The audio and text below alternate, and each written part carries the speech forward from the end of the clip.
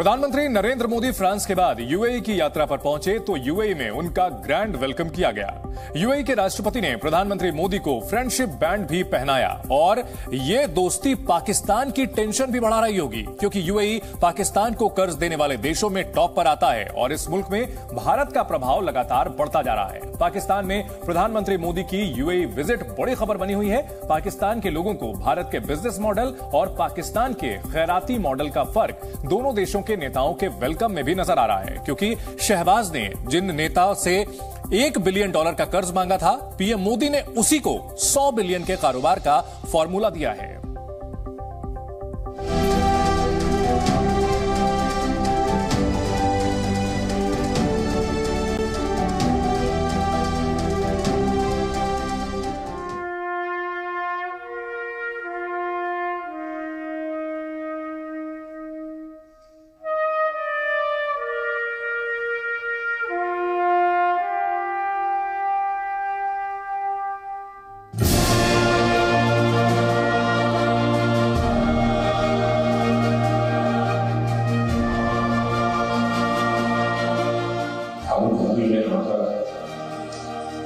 और आपसे मिलकर मुझे बहुत खुशी हो रही है और ऐसा मुझे लग रहा है कि मैं अपने दूसरे इलाके। प्रधानमंत्री नरेंद्र मोदी यूएई पहुंचे और पाकिस्तान में इस बात की चर्चा शुरू हो गई कि पाकिस्तान को खैरात देने वाले मुल्क में मोदी बार बार क्यों जा रहे हैं। पाकिस्तान के प्रधानमंत्री शहबाज शरीफ को भारत की तरक्की देखकर नींद नहीं आती। प्रधानमंत्री मोदी को दुनिया में मिल रहे सम्मान को देखकर नींद नहीं आती और उनकी नींद का सिस्टम आने वाले वक्त में भी सही नहीं होने वाला।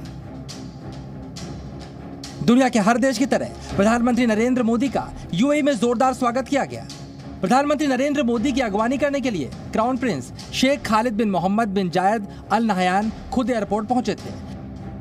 शहबाज शरीफ ये तस्वीरें देखकर काफी बेचैन होंगे, क्योंकि जिन नेताओं के सामने वो हाथ बांध कर खड़े रहते हैं वो मोदी की अगवानी के लिए एयरपोर्ट पर खड़े हैं। वो भारत के प्रधानमंत्री के साथ बेहद दोस्ताना है। भारत के प्रधानमंत्री नरेंद्र मोदी का स्वागत करने के लिए यूएई के राष्ट्रपति शेख मोहम्मद बिन जायद अल नहयान भी अपने महल के बाहर खड़े थे। प्रधानमंत्री मोदी के कार से बाहर निकलते ही उन्होंने गले लगाकर उनकी अगवानी की। दोनों नेताओं की केमिस्ट्री बता रही थी कि भारत यूएई संबंध किस दौर में पहुंच चुके हैं। और जिस तरह यूएई के राष्ट्रपति ने प्रधानमंत्री मोदी के हाथों में खास बैंड पहनाया और खुद भी पहन लिया, इसे देखकर तो पूरे पाकिस्तान को मिर्ची लग गई होगी। शहबाज शरीफ के साथ पूरा पाकिस्तान जब ये तस्वीरें देख रहा होगा तो जरूर सोच रहा होगा, ऐसी इज्जत कभी पाकिस्तानियों को क्यों नहीं मिलती। हालांकि शहबाज शरीफ को भी ये मालूम है उनके साथ ऐसा क्यों होता है। जब शहबाज यूएई के दौरे पर गए थे तो उन्होंने लौटकर ये बात पूरे पाकिस्तान को बताई थी। अब खैरात मांगने जाएंगे तो इज्जत कैसे पाएंगे शहबाज शरीफ। वहीं प्रधानमंत्री नरेंद्र मोदी के यूएई पहुंचने से पहले ही इस मुल्क में मोदी मोदी शुरू हो चुका था।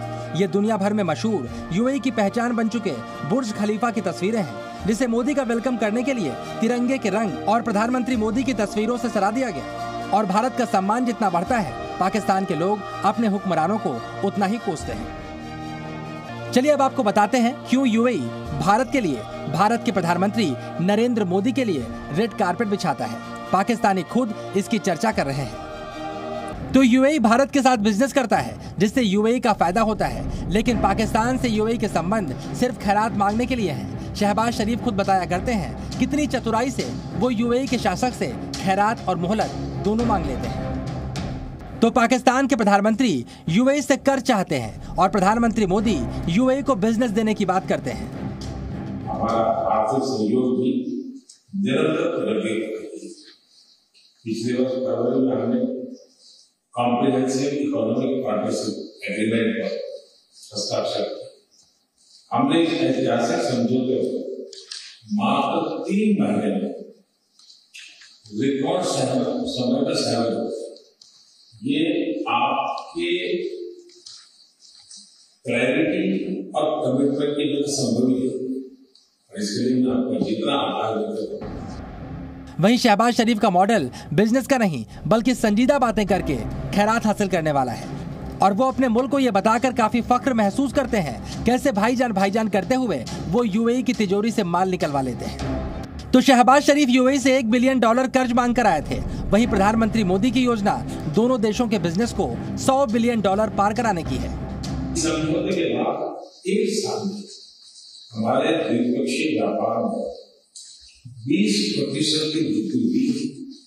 ये हमें पहली बार $85 बिलियन का आंकड़ा पार कर दिया है और जल्दी ही हम $100 बिलियन का लक्ष्य हासिल करें।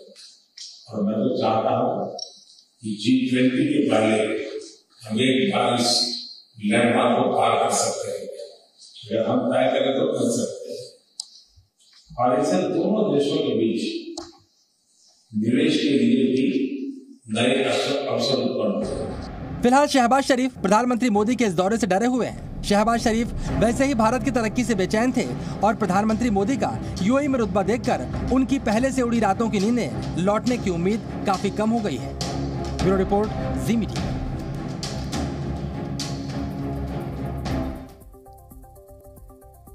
भारत को दुनिया में सम्मान मिल रहा है और पाकिस्तान ये देख देख कर जल रहा है। यूएई में प्रधानमंत्री मोदी को मिले सम्मान से पाकिस्तान के प्रधानमंत्री की नींद उड़ी हुई है। तो एक दिन पहले भारत के डबल धमाके के बाद पाकिस्तानियों ने मान लिया है कि वो 200 साल तक भारत के मुकाबले के बारे में सोच भी नहीं सकते।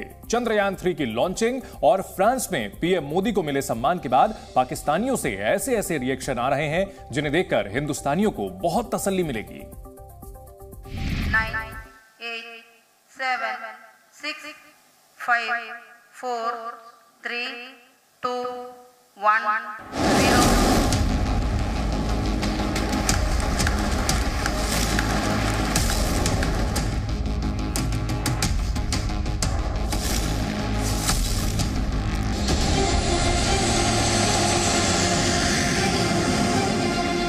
चंद्रयान 3 की लॉन्चिंग और फ्रांस में प्रधानमंत्री मोदी को मिले सर्वोच्च सम्मान की खबरें पाकिस्तान में बहुत ज्यादा देखी और सुनी जा रही हैं। पाकिस्तान के लोग श्रीहरिकोटा और पेरिस से आई तस्वीरें देखकर भारत की तरक्की को सलाम और पाकिस्तान के रानों को कोसने का काम कर रहे हैं। चंद्रयान 2 की लैंडिंग नहीं हो पाने पर मीम बनाने वाले पाकिस्तानियों को पूरा यकीन है इस बार चंद्रयान 3 चांद के कदम जरूर चूम लेगा। चंद्रयान 2 की नाकामयाबी पर मजाक उड़ाने वाले तत्कालीन पाकिस्तानी मंत्री फवाद चौधरी को भी हकला गई है। इस बार वो भी सफल लॉन्चिंग पर शुभकामनाएं दे रहे हैं क्योंकि भारत और पाकिस्तान दोनों जगहों से उनकी हरकत पर उनकी अच्छी क्लास ली गई थी। चंद्रयान 3 के प्रक्षेपण पर भारतीय अंतरिक्ष और विज्ञान समुदाय को बधाई, आप सभी को शुभकामनाएं। चंद्रयान 3 की लॉन्चिंग देखकर हैरान पाकिस्तानियों ने उन लोगों पर भी निशाना साधा जिन्होंने पिछली बार चंद्रयान मिशन का मजाक उड़ाया था। वहीं प्रधानमंत्री नरेंद्र मोदी को फ्रांस में मिला सम्मान देकर भी पाकिस्तानी एक्सपर्ट पाकिस्तान के नेताओं को उनसे सीखने की नसीहत दे रहे हैं। फिलहाल भारत इतनी ऊंचाई पर जा चुका है कि पाकिस्तानियों ने मान लिया है कि उन ऊंचाइयों को छूना तो नामुमकिन है, लेकिन अब पाकिस्तानी चाहते हैं कि उनके हुक्मरान भारत से दोस्ती करके अपने हालात कुछ तो सुधार लें। रिपोर्ट, जी मीडिया। और अब देश हित में आपको वो खबर दिखाते हैं जिसे देखकर पाकिस्तान को अपना पुराना घाव याद आ जाएगा। साल 1999 में करगिल घाटी में पाकिस्तान को धूल चटाने के बाद भारतीय सेना हर साल 26 जुलाई को विजय दिवस मनाती है। इस बार भी विजय दिवस तैयारियां जोरों पर हैं। देखिए ये खास रिपोर्ट।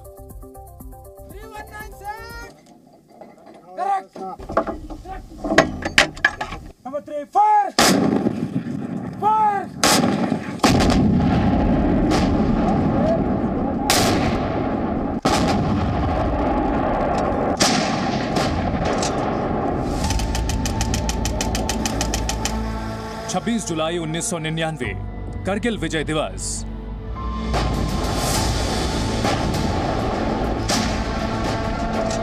यह दिन ना तो पाकिस्तान भूला होगा और ना ही कोई हिंदुस्तानी। ये वो तारीख है जब पाकिस्तान के नापाक इरादों को ध्वस्त कर भारतीय सेना ने करगिल में पाकिस्तानी सेना को खदेड़ते हुए भारत का झंडा लहराया था।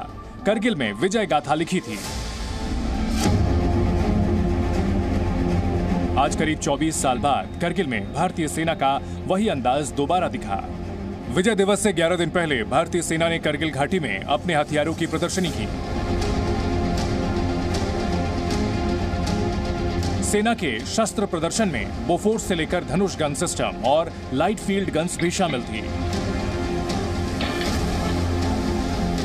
ये वही बोफोर्स तोप है जो करगिल युद्ध में सबसे अहम हथियार माने गए थे। इन्हीं तोपों की मदद से भारतीय सेना ने ऊंची चोटी पर कब्जा कर बैठे पाकिस्तानी सेना को खदेड़ा था। सेना के शस्त्र प्रदर्शन में आत्मनिर्भर भारत की झलक भी दिखी। इस प्रदर्शनी में स्वदेशी धनुष तोप को भी लगाया गया था। जिस इक्विपमेंट के बारे में बताया जा रहा है उसका नाम 155mm 45 कैलिबर धनुष गन सिस्टम है, जो कि 155mm 39 calibre Bofors gun system का ट्रांसफर ऑफ टेक्नोलॉजी के आधार पर पूरी तरफ से मेक इन इंडिया के तहत में गन कैरेज फैक्ट्री जबलपुर द्वारा बनाया गया है। हथियारों की प्रदर्शनी के साथ भारतीय सेना ने पैदल युद्ध अभ्यास भी किया। बगैर किसी हथियार के सेना के जवानों ने दुश्मन से दो हाथ किया।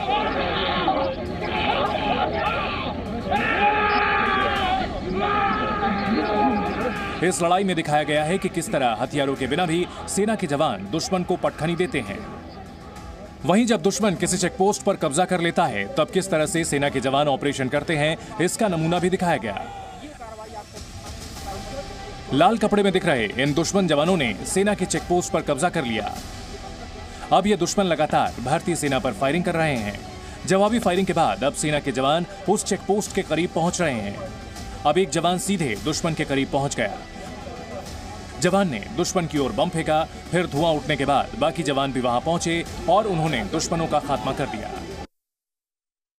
पिछले 4 दिनों से दिल्ली मानो डूब रही हो। जलस्तर में मामूली गिरावट के बीच दिल्ली को महामारी का खतरा भी सता रहा है। लोगों को राहत पहुंचाने के लिए सेना ने और एनडीआरएफ की टीमों ने दिन रात एक किया हुआ है। लेकिन अभी दिल्ली की तस्वीरें क्या कहती हैं, देखिए ये रिपोर्ट।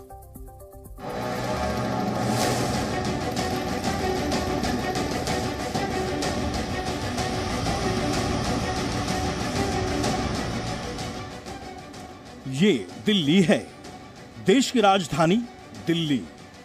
आज हम आपको आसमान से बरसती आफत से बने हालात की तस्वीरें आसमान से ही दिखाते हैं। ये ड्रोन विजुअल्स बता रहे हैं कि दिल्ली दरिया बन चुकी है। लबालब पानी से भरा यह है दिल्ली का लाल किला। कहा जाता है कि इससे पहले लाल किले की दीवारों से सटकर पानी मुगलों के काल में बहता था। आज एक बार फिर यमुना का जल स्तर खतरे के निशान से ऊपर आने के बाद लाल किला पानी पानी हो गया है। यह है कि हथनीकुंड बैराज से छोड़ा गया पानी रिंग रोड के एक हिस्से को लील चुका है, जबकि ये सड़क सैलाब का रूप ले चुकी है। जब तक ये पानी नहीं निकलता तब तक रिंग रोड क्लियर नहीं हो सकता है, यानी रिंग रोड को बंद रखना ही पड़ेगा। हालांकि इस पानी को निकालने के लिए कोई फिलहाल अल्टरनेटिव व्यवस्था तो नहीं की गई है। यमुना का जल स्तर धीरे धीरे कम तो हो रहा है, लेकिन इस रोड पर अभी भी जल भराव की स्थिति बनी हुई है। बापू की समाधि राजघाट के बाहर भी पानी लबालब भरा हुआ है। हालात का जायजा लेने खुद एलजीबी के सक्सेना ले रहे हैं। कुछ यही हाल शांतिवन के भीतर का भी है, जहां अंदर तक पानी घुस आया है। यमुना के पानी से सिविल लाइन के कई इलाके जलमग्न हैं। यहाँ देखकर लगता है मानो ये इंसानों की बस्ती नहीं बल्कि झील का कोई किनारा है।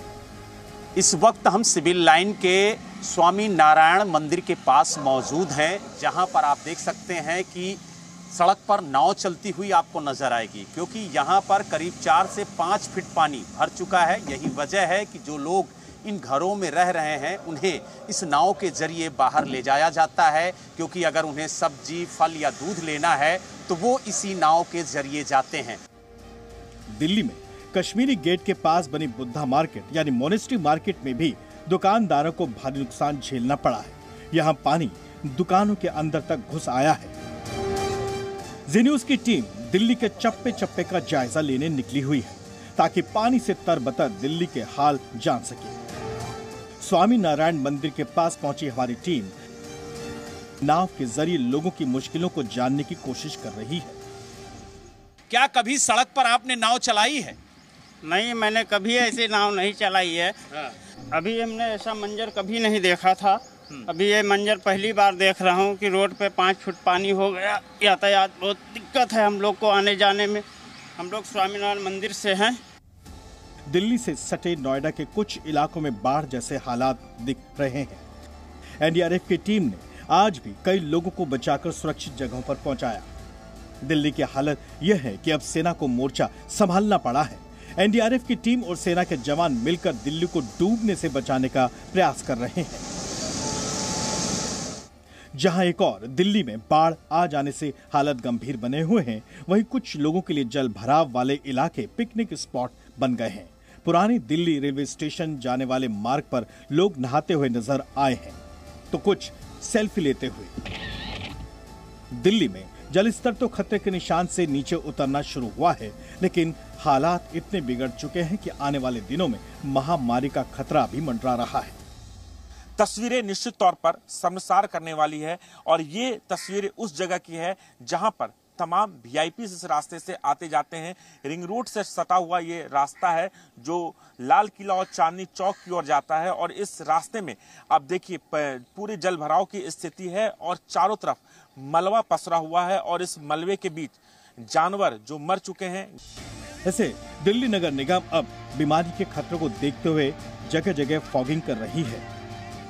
यमुना का 11 बजे का रीडिंग थी ओल्ड ब्रिज पे अपने, वो 207.43 थी और 11 बजे रात में ये घट के 206.72 हो जाएगी। करीब पर आवर 5 सेंटीमीटर के आसपास का रिडक्शन देखने को मिल रहा है और कल तक सिचुएशन वाटर लेवल की और बेहतर हो जाएगी। जाहिर है पानी तो कम हो जाएगा, लेकिन महामारी से निपटने के लिए बेहतर प्लानिंग की जरूरत होगी। बलराम पांडे और राजीव राज के साथ ब्यूरो रिपोर्ट, जी मीडिया। एक तरफ दिल्ली में बाढ़ का पानी घुस आया है, वहीं राज्य सरकारों और नेताओं के बयानों की बाढ़ आ गई है। चिट्ठीबाजी भी शुरू हो गई है। सियासत का सैलाब राजनीतिक गलियारों में तेजी से बह रहा है। सवाल है, बाढ़ से तो राहत मिल जाएगी, क्या सियासी सैलाब में कोई कमी आएगी? सर रात को भी मैंने कई ऑफिसर से स्पेसिफिकली रिक्वेस्ट की कि एनडीआरएफ को बुलाइए, बट सर वो मान ही नहीं रहा था। कहने के लिए मैं भी बहुत सारी चीजें कह सकता हूँ। हथनी कुंड से पानी छूटा, यमुना में उफान आया। उफनती यमुना का पानी दिल्ली पहुंच गया।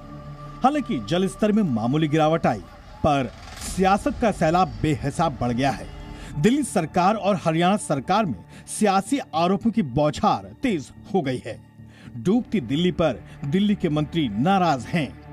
देखिए, ये एक बहुत बड़ा सवाल है। ये बहुत बड़ा सवाल है कि दिल्ली में जब बाढ़ आ रही थी, जब इतनी विकट परिस्थिति थी, तो सारा पानी से दिल्ली के लिए क्यों छोड़ा जा रहा था? आप हथनी कुंड बराज के 3 दिन के सारे वाटर लॉग निकाल के देखिए तो ये नजर आता है कि जो पानी यूपी जाता है, जो पानी हरियाणा जाता है, जिन कनाल्स में जाता है, उनमें एक बूंद पानी भी नहीं छोड़ा गया। सारा पानी दिल्ली की तरफ छोड़ा गया। सारा पानी दिल्ली के कैनाल में क्यों छोड़ा गया, जिसकी वजह से दिल्ली डूबी? इसका जवाब भारतीय जनता पार्टी का कोई नेता नहीं दे रहा। आपको बता दें कि हथनी कुंड से एक बार फिर पानी छोड़ा गया। बीजेपी ने भी आम आदमी पार्टी के आरोपों पर पानी फेरते हुए पलटवार किया है। आज प्रदेश की सरकार आपकी, डीजेबी दिल्ली जल बोर्ड आपका, एमसीडी आपका, और उसके बाद भी दोषारोपण दूसरे पे। ऐसा क्यों है? आपको बता दें कि दिल्ली के मुख्यमंत्री ने हथनी कुंड से छोड़े जाने वाले पानी पर गृहमंत्री अमित शाह को चिट्ठी तक लिख दी। वहीं हरियाणा सरकार ने भी दिल्ली सरकार पर पलटवार किया है।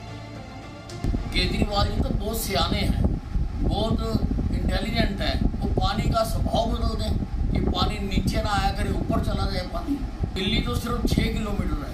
दिल्ली से निकलने के बाद भी हरियाणा में पानी जाता है। हमारे क्या, तो हम कोई जानबूझ के अपने जिलों में पानी छोड़ेंगे? आज हमारी जिम्मेवारी है कि हम लोगों को सुरक्षित रखें। अगर राजनीति इस पे करूँ तो कह दूंगा फरीदाबाद और पलवल को डुबाने का काम दिल्ली ने किया, मगर ये सोच से हम लोगों की जान को खतरे में डालेंगे। 2 दिन पहले दिल्ली के मुख्यमंत्री अरविंद केजरीवाल ने बताया था कि आखिर क्यों बैराज से पानी छोड़ा जाता है। पीछे पानी छोड़ रहे हैं, नहीं छोड़ रहे, स्थिति ठीक है वहाँ पर? देखिए, वो तो जितना पानी आ रहा है उतना उनको छोड़ना ही पड़ रहा है। वो वहाँ पे कोई रिजर्वायर नहीं है जो रखेंगे। लेकिन सियासी सैलाब भी पिछले 2 दिनों में ही दिल्ली में आ गया। शुक्रवार को एलजी राजनीति ना करने की सलाह देते दिखे। बाढ़ में बेबस दिख रही दिल्ली पर दोहरी मुसीबत है। जहां तेज बारिश का येलो अलर्ट जारी हुआ है, वहीं महामारी का खतरा बढ़ गया है। ऐसे में सियासत का सूखा पड़ना जरूरी है। फिलहाल दिल्ली को राहत की जरूरत है, राजनीति की नहीं। ब्यूरो रिपोर्ट, जी मीडिया। और हमारे सहयोगी नीरज गौड़ हमारे साथ जुड़ चुके हैं दिल्ली के राजघाट से। नीरज, बताया जा रहा है कि बारिश शुरू हो चुकी है और हम देख पा रहे हैं आपके पीछे भी वहां बारिश हो रही है, आप छाता लेकर के खड़े हैं। इन सब के बीच बड़ा सवाल यह कि दिल्ली में राजनीति भी जो है वो चरम पर पहुंच चुकी है। हथनी कुंड बैराज को लेकर हो रहा है, लेकिन क्या माना जाए कि फिलहाल आने वाले दिनों में दिल्ली को राहत मिल सकती है?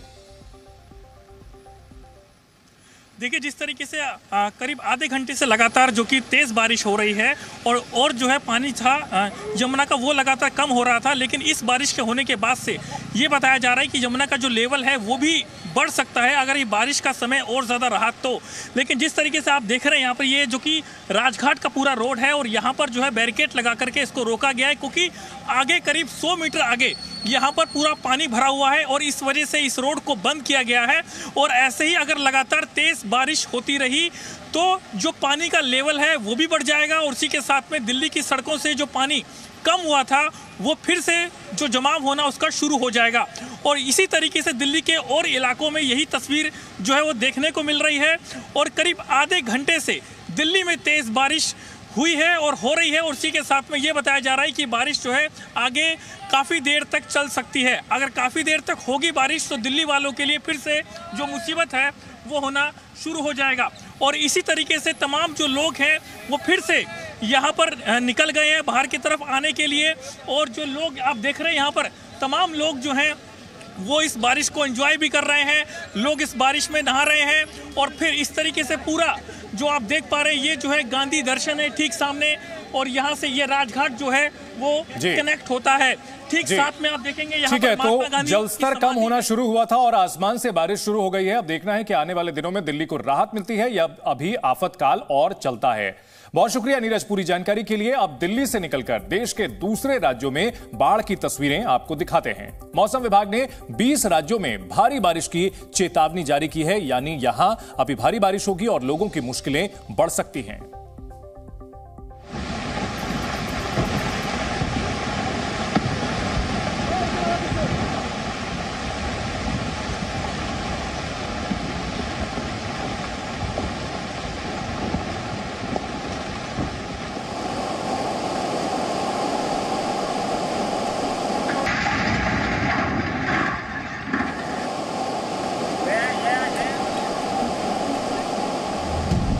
उत्तराखंड, हिमाचल, पंजाब, हरियाणा, दिल्ली, यूपी, राजस्थान समेत आधा हिंदुस्तान हिमालय से लेकर मैदानी इलाकों तक बाढ़ बारिश से बेहाल है। इसका जीता जागता सबूत ये तस्वीरें भी हैं। मौसम विभाग ने देश के करीब 20 राज्यों के लिए भारी बारिश की चेतावनी जारी की है। इसके अलावा 5 राज्य ऐसे हैं जिनमें ऑरेंज अलर्ट जारी किया गया है। इनमें उत्तराखंड, हिमाचल, ओडिशा, मध्य प्रदेश और बिहार शामिल हैं। बारिश ने सबसे ज्यादा बर्बादी पहाड़ी इलाकों में की है। हिमाचल प्रदेश के किन्नौर से लैंडस्लाइड का लाइव वीडियो सामने आया। इस वीडियो में नजर आ रही हिमाचल के पहाड़ी इलाकों की तस्वीर बता रही है कि खतरा अभी टला नहीं। हिमाचल में पहले ही ब्यास नदी बेहिसाब उफान पर दिखी थी। उत्तराखंड भी बीते कई दिनों से बाढ़ का सामना कर रहा है। इसकी ताजा तस्वीर पिथौरागढ़ से आई है, जहां भूस्खलन की वजह से धारचूला तवाघाट लिपुलेख रोड बंद हो गई। इसके अलावा पौड़ी गढ़वाल में भी लैंडस्लाइड की वजह से 48 सड़कें बंद हैं, जिनको खोलने के लिए प्रशासन की टीमें लगी हुई हैं। पंजाब और हरियाणा भी अभी तक बाढ़ से निजात नहीं पा सके। ये पंजाब को हरियाणा से जोड़ने वाला नेशनल हाईवे 52 है, जो पिछले 72 घंटे से बंद है और वजह है घग्गर नदी। दरअसल नदी में पानी बढ़ने से इलाके में बाढ़ आ गई, जिसके कारण सड़क का हिस्सा टूट गया और हाईवे पर आवाजाही बंद हो गई।